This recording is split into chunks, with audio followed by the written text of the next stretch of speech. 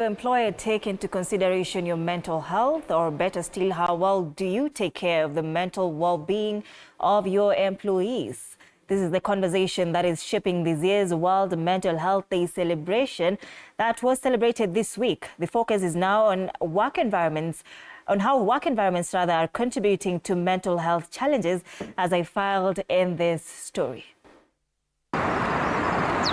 It is estimated that 1 in 10 people in Kenya suffer from a mental illness. While these numbers speak to a broader societal issue, the workplace is where this mental health crisis hits the hardest. How we manage the 8 hours in a day that we are working is important. The second reason, which is perhaps even more important, is that whatever happens to you in the workplace, you take it home.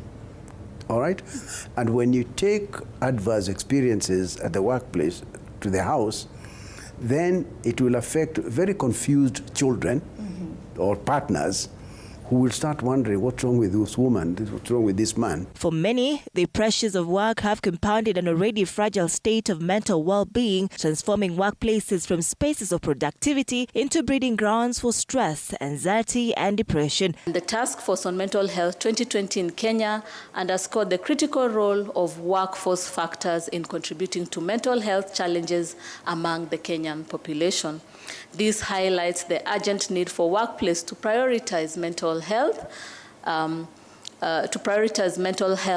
in the workplace. That is the case of Jackson Kuria, a police officer famously known as Cop Shakur, recently transferred to a hardship area following what he terms as his participation in the 2024 Gen Z anti-finance bill protest. Nilikuwa pictured nikishika placard, and then I went to parliament to protest zile life za wasenye zililusia during the protest. Na hizo ni vitu tu zinani affect mimi as a normal Kenyan. Still, apart from being a cop, I'm still a Kenyan. And I know it's not right for someone to kill someone who is protesting na yuko harm mtu yoyote. So for me kufanya hivyo ndio kafanya wakani transfer to an area that haina hata internet, so that I cannot speak. His decision to stand up for the rights of the fallen turned him into a target, not just for the authorities but within his own workplace. He describes this as being treated as a black sheep, where he returned to work after being interdicted from duty only to find himself in a hostile environment. Wanipay permission. If so, for example, mimi sijaenda leave for the past 2 years. So even they can't give me a day off. So that's happening. Anyway, I was preparing for this, and hata nimeanza process ya try to resign. This silent crisis has been brewing in the country, one that has remained largely unnoticed until it could no longer be ignored. The issues of mental health in the workplace is no longer something that can be swept under the rug. It is now at the forefront of public discourse, ignited by the unsettling reality that Kenyan workplaces could increasingly becoming enablers of mental health challenges. Section 190 on violence and harassment directly addresses one of the workplace known risk factors that are known to worsen mental health issues. Remember that the workplace can be a stressor, but at the same time, it can be an enabler on a patient's well-being. Shakur was later posted in what he terms as an inhospitable location, and every day became an endurance test, from an endurable task to unrelenting mistreatment, 2 years without leave, no days off, and a constant weight of surveillance. Kuna watu walikuwa wamepewa instructions tu wani mistreat, wani post huko hivyo place niko, wasinipe permission ya kwenda job, kwenda home.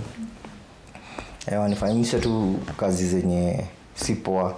Workplace-related stress is affecting more than just job performance. It's spilling over into personal lives. The line between work and home has blurred to the point where employees are bringing home more than just fatigue. They are carrying unresolved emotional traumas. Mental health problems, as we know, extend far beyond individuals, as even we have listened to the experiences.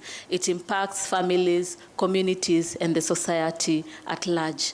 It equally affects the socio-economic growth in Kenya, with a loss of almost 0.6% of GDP, as was seen in 2020. In the recent World Mental Health Day celebrations led by the Ministry of Health at Mathari National Hospital in Nairobi, the focus was clear. Workplaces are a significant contributor to the mental health challenges faced by Kenyans today. In fact, Thursday marked World Mental Health Day with this year's theme calling for workplaces to prioritize mental wellness. A significant portion of a person's life is spent in the workplace, and this environment can have a profound impact on their mental well-being.